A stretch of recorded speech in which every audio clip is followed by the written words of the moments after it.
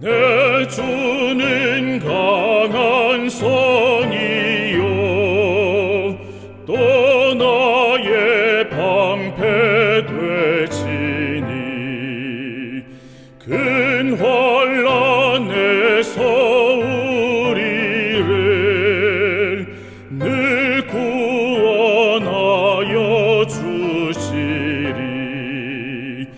옛 원수 마귀는 이때에 힘을 써 괴휼과 권세로 제 무기 삼으나 주 권능 당치 못하리. 내 힘만 의지할 때에 패할 수밖에 없으나 힘 많은 대장 나와서 날 대신하여 싸우네. 이 대장 누구뇨? 예수 그리스도 곧 만유 주로다. 이 싸움 이길 자 주 예수밖에 없도다. 저 마귀 두루 편만해 온 백성 삼키려 하나. 겁내지 말고 싸우라. 진리로 승리하리라. 진척과 재물과 명예와 생명을 원수가 취해도 진리는 살아서 늘 길이 빛나리로다.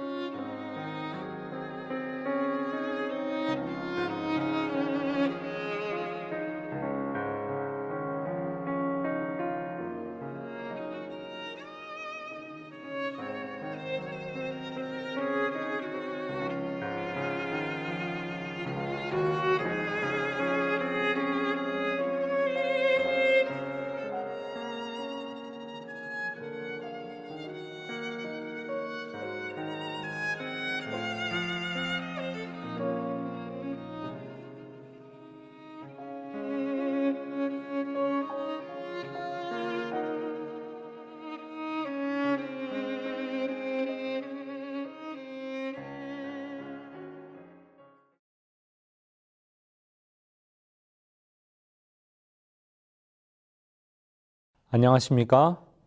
하나님의 평강이 늘 함께하기를 기도합니다. 성경 요한복음 11장 25절 26절 말씀을 읽겠습니다. 예수께서 이르시되 나는 부활이요 생명이니 나를 믿는 자는 죽어도 살겠고 무릇 살아서 나를 믿는 자는 영원히 죽지 아니하리니 이것을 내가 믿느냐. 오늘 우리는 나사로가 부활한 사건을 통해 세 가지 부활이라는 제목으로 우리를 향한 하나님의 음성을 듣고자 합니다. 서기 30년 11, 12월의 수전절 이후 마지막 6월절인 31년 3월, 4월까지는 이제 3개월 남짓한 시간이었습니다. 이 기간에 예수님께서는 마지막으로 요단강 서편 베레아 지방에서 봉사하셨습니다. 나사로가 병들었다는 소식을 들으신 곳이 바로 요단강 저편 요한이 침례주던 곳인 베다니였습니다. 십자가를 눈앞에 두신 때 일어난 나사로의 죽음과 부활 사건은 이제 곧 닥칠 그리스도 자신의 죽음과 부활을 예표하는 전주곡으로 여길 만한 일이었습니다. 이 두 사건이 기록된 요한복음 11장과 20장의 내용을 비교해 보면 마리아의 등장, 돌문으로 닫힌 무덤, 수의와 수건, 도마의 등장 등에서도 유사점들을 찾을 수 있습니다. 엘렌 지 화이트는 시대 소망 529쪽에서 나사로를 살리신 이 최고의 이적은 그의 사업과 신성에 대한 그의 주장에 하나님의 인을 찍는 일이었다라고 진술합니다. 요한복음 11장의 나사로 사건은 그만큼 비중이 큰 것이었죠. 나사로, 라자로스 그 이름의 뜻은 하나님이 도우신다입니다. 왜 그의 이름은 나사로였을까요? 사람들이 나사로 하고 부를 때마다 떠올렸을 생각은 하나님이 저 사람을 돕고 계시기에 그가 살고 있구나 였을 것입니다. 어떤 학자는 그의 장례식에 애곡하는 사람들이 많았다는 것을 근거로 그 집안 형편이 넉넉했을 거라고 평가하기도 합니다.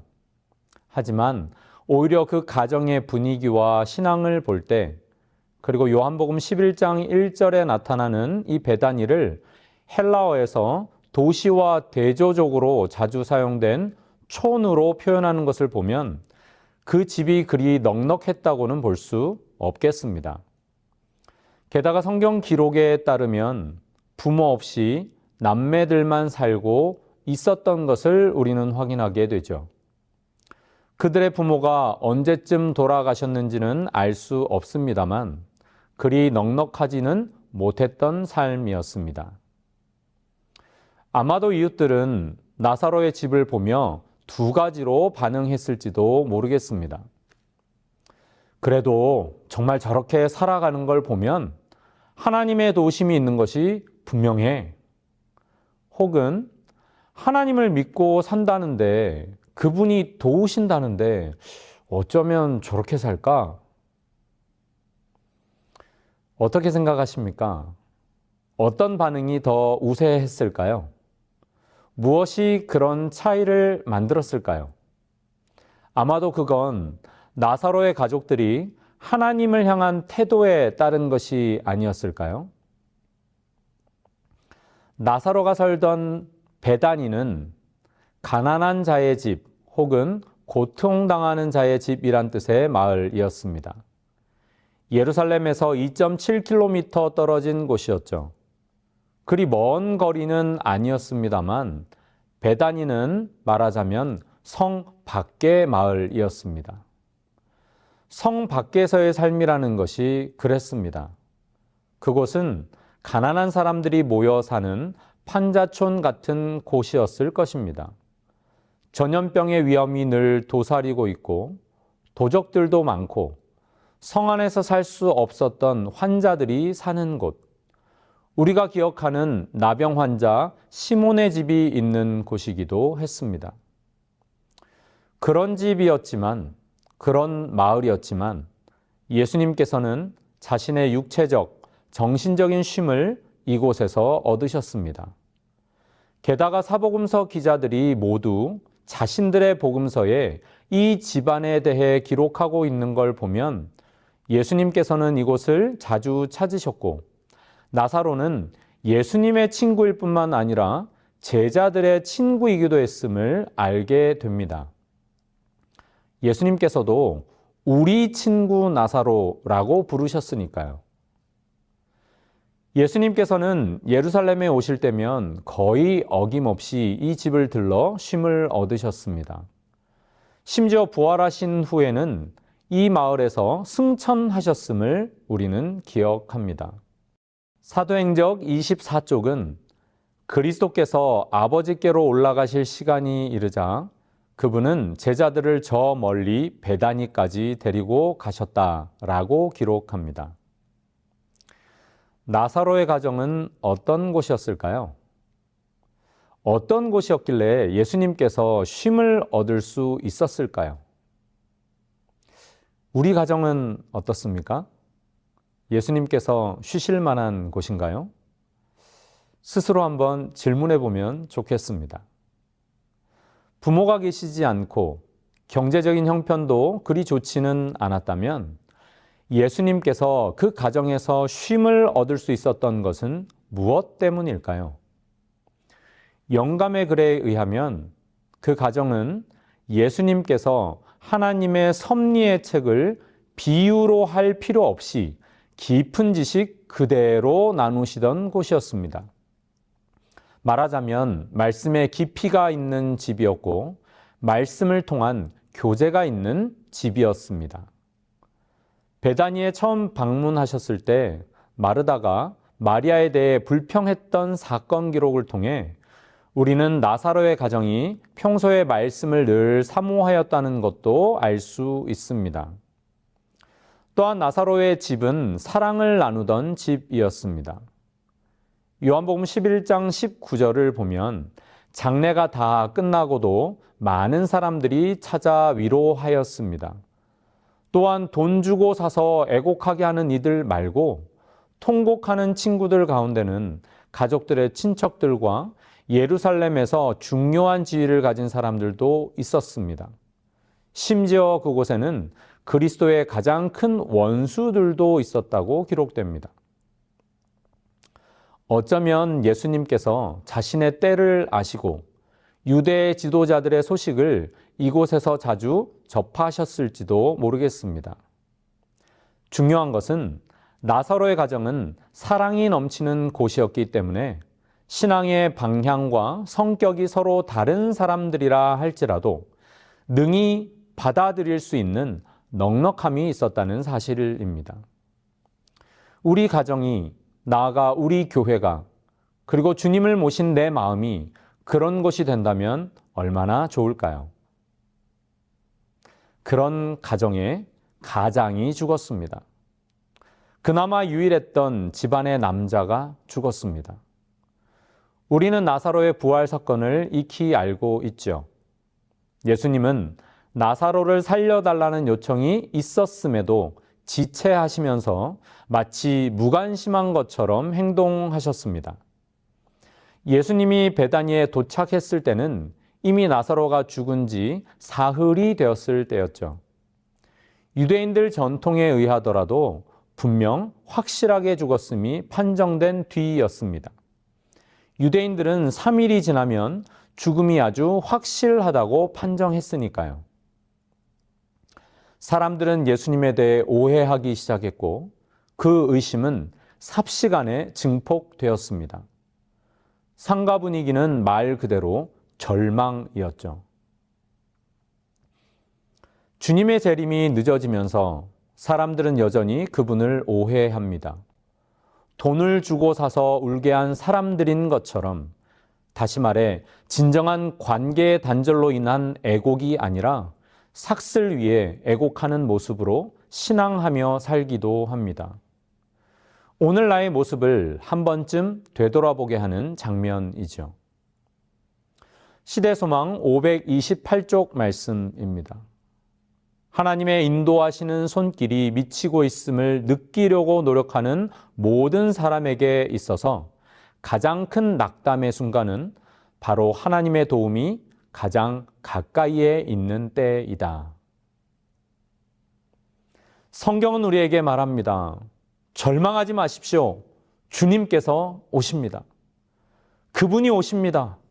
그분이 오십니다. 그분은 분명 오십니다. 인간의 극한 상황은 하나님의 기회입니다. 믿음은 기다리는 인내를 요구하죠. 하나님의 일에는 언제나 가장 적절한 시간이라는 것이 있습니다. 그러므로 사람은 하나님의 때를 기다려야 합니다. 찬미가 432장 어두운 것 후에 빛이 오면은 영국 여류 찬송 시인인 하버갈이 지어 1879년 삶의 모자이크라는 책자에 발표한 것을 미국의 복음 찬송 작가인 생키가 작곡하여 1881년 복음 찬송 제4권에 수록하여서 널리 불리게 된 곡입니다. 한글로 번역하면서 본래 가사와 곡조가 의도한 바를 사실 절반도 표현하지 못하게 된 점은 아쉽지만 가사를 살펴보면 뭐뭐 후에라는 단어 앞뒤에 대조되는 단어들을 통해서 하나님의 때가 무엇인가를 묵상할 수 있음에 우리는 감사하게 됩니다. 제가 잠시 원문 가사를 직역한 것을 읽어보도록 하겠습니다. 먼저 1절요. 어둠 뒤에는 빛, 상실 뒤에는 어둠, 고난 뒤에는 힘, 십자가 뒤에는 면류관, 쓰라림 뒤에는 달콤함, 한숨 뒤에는 노래, 방황 뒤에는 집, 울음 뒤에는 찬양. 그리고 2절입니다. 씨 뿌린 뒤에는 곡식단, 비 뒤에는 햇살, 신비 뒤에는 광경, 고통 뒤에는 평화, 슬픔 뒤에는 기쁨, 폭풍 뒤에는 고요함, 피곤 뒤에는 휴식, 마침내는 달콤한 휴식. 그리고 3절요. 멀리 뒤에는 가까이, 우울 뒤에는 빛, 외로움 뒤에는 사랑, 무덤 뒤에는 삶, 긴 고통 뒤에는 행복의 황홀함, 이 길로 이르는 길이 바로 그것이다. 이렇게 묘사하고 있습니다. 그 후, 그 다음을 바랄 수 있게 하시는 부활이요 생명이신 주님께서 지금 우리와 함께 하심을 굳게 믿으시기 바랍니다. 예수님께서 지체하신 것은 제자들과 아직도 그분을 하나님의 아들로 믿지 못하는 군중들을 위함이었습니다. 예수님은 마을 안으로 들어가지도 않으시고 마르다와 마리아를 만나십니다. 그리고는 상가가 아닌 무덤으로 가서 일하셨습니다. 하나님의 영광을 드러내는 일, 하나님과의 분명한 관계를 확인시켜주는 일을 하셨습니다. 우리는 나사로의 부활을 통하여 예수님의 하시는 일을 깊이 들여다볼 수 있습니다. 그리고 문득 이날 나사로만 부활한 것이 아니라는 점을 깨닫습니다. 주님이 함께 하심으로 나사로는 무덤에서 부활했습니다. 마리아는 그의 마음의 한계에서 부활했습니다. 요한복음 11장 2절과 마가복음 14장 3절은 예수님의 장례를 준비하며 머리털로 발을 씻긴 여인 마리아를 소개합니다. 녹록치 않은 인간관계에서 죄의 유혹 가운데 이리저리 치이며 살아온 그녀의 삶은 좁디 좁은 감옥과 같았었습니다. 마르다는 시간의 한계에서 부활했습니다. 그녀는 재림의 날 오빠가 부활할 것이라고 고백했었습니다. 나사로뿐만 아니라 마리아도 마르다도 그날 부활했습니다. 입으로 부활 신앙을 시인하고 믿음을 고백했지만 이 두 자매의 모습은 그들의 믿음이 확고하지 못했음을 보여줍니다. 그들은 말하기를 주님께서 함께 계셨더라면, 주님께서 함께 계셨더라면 이었습니다.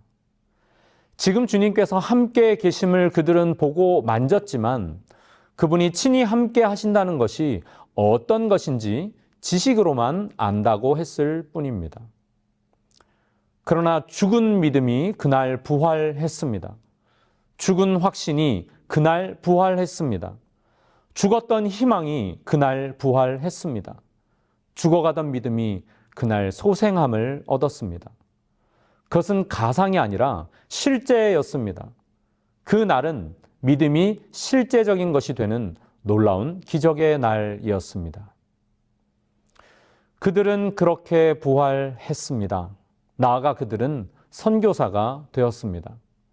나사로는 예수님의 예루살렘 입성 시에 나귀를 끌고 하나님의 능력의 증인으로 섰습니다. 마리아는 향유를 예비하여 우주 역사의 가장 중요한 사건을 준비했습니다. 마르다는 요한복음 12장의 기록을 통해 알 수 있듯이 예수님의 공생의 기간의 모든 사역들을 묵묵히 열심히 조력했습니다. 주님께서 함께 하심으로 부활한 사람들의 생애는 그렇게 변화되었습니다. 나사로가 무덤에서 걸어 나올 때 나사로 자신뿐만 아니라 마르다와 마리아 그리고 그 주위에 섰던 모든 증인의 삶이 어떻게 변화했을지 한번 상상해 보십시오. 그들의 의심은 해결되고 그들은 진정한 믿음의 사람들이 되었습니다. 그리고 그들은 증인으로 선교사로 살았습니다. 우리에게도 부활이 필요합니까? 반복되지만 재림 때 있을 부활만을 말하는 것이 아닙니다. 마르다와 마리아처럼 우리의 신앙이 시간과 마음의 한계를 넘어 다시 활력을 얻어야 합니다.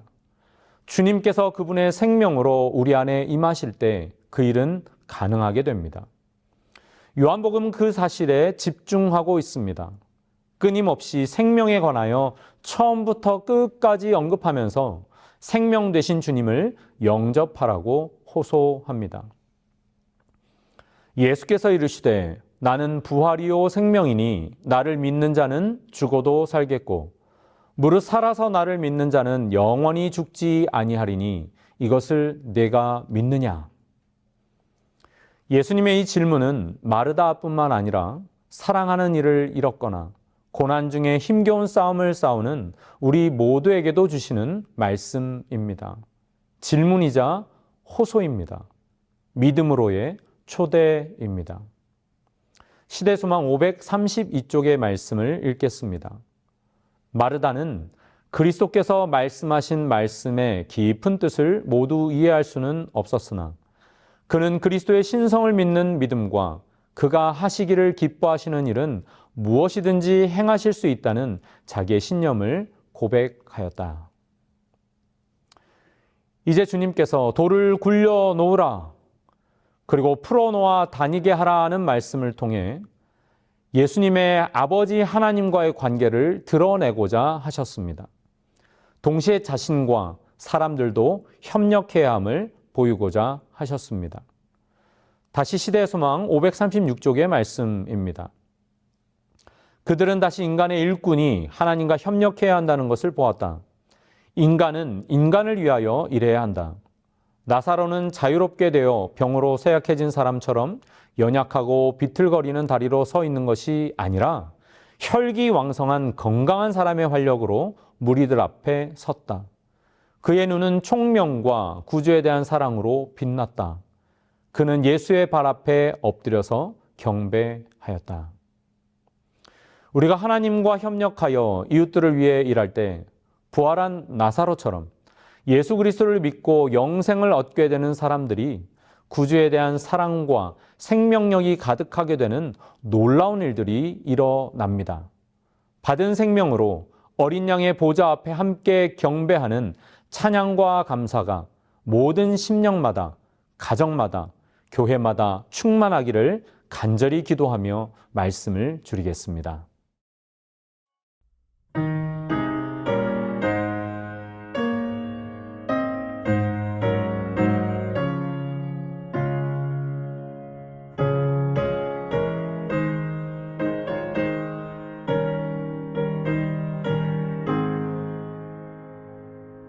주 하나님 독생자 예수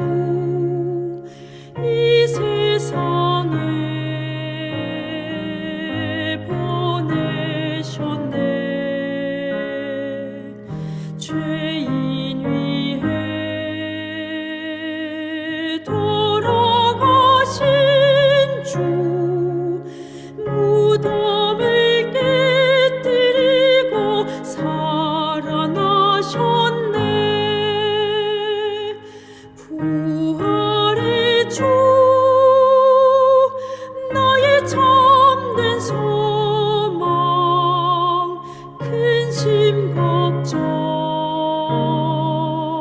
전혀 없네. 나의 구주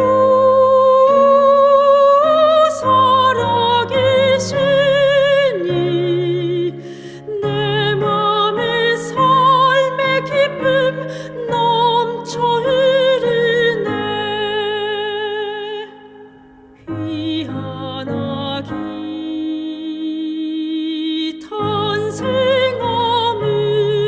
탄생함으로 우리에게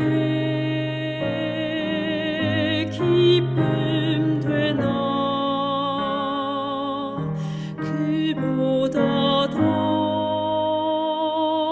큰 기쁨이 있네. 그 아기 살아계셔 구주 되신 것. 부활의 주 나의 참된 소망. 근심 걱정 전혀 없네. 나의 구주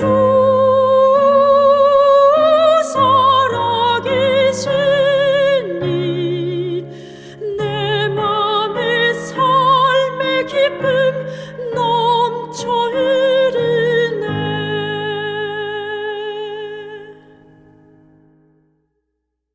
사랑의 하나님, 오늘 우리의 영혼을 불쌍히 여기시고 우리 믿음 없음을 도우셔서 새롭게 살아나게 하옵소서.